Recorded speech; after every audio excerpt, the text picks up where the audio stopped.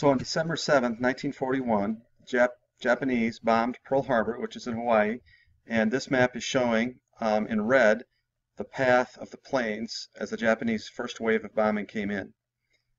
The blue is a path of the second wave of bombers that came in. So you might want to think about why did they take two different paths, why were there two waves, and might be something to do a little bit further research on.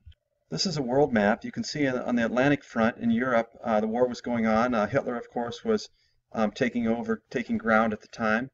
And then on the Pacific, which is on the left side of the map, you can see Japan on the far left, which would be right over in this area, and then Hawaii out in the Pacific out here.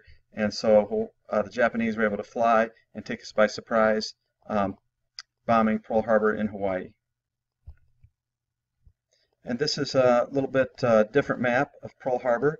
You can see where the USS Arizona, which was a ship, was located, and you can see there's a memorial there now, and you can see some information about the memorial.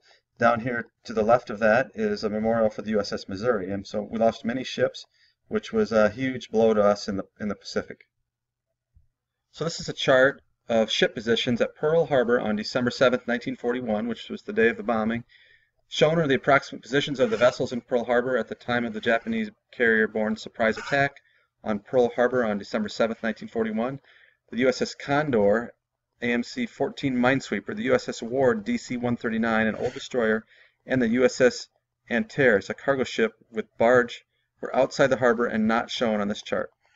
The Condor spotted what looked like a periscope in the water at the entrance of the harbor several hours before the attack and reported the sighting of the destroyer to the USS Ward, who was patrolling the entrance. The Ward attacked and sunk what turned out to be a Japanese midget submarine, which was following the Antares, in an attempt to enter the harbor, the sinking of the midget sub before the first military action of the day. The main objective of the Japanese raid was to disable the American Pacific Fleet. So it's just a nice map to see where everything's at, and you can see why the Japanese wanted to attack us at this point.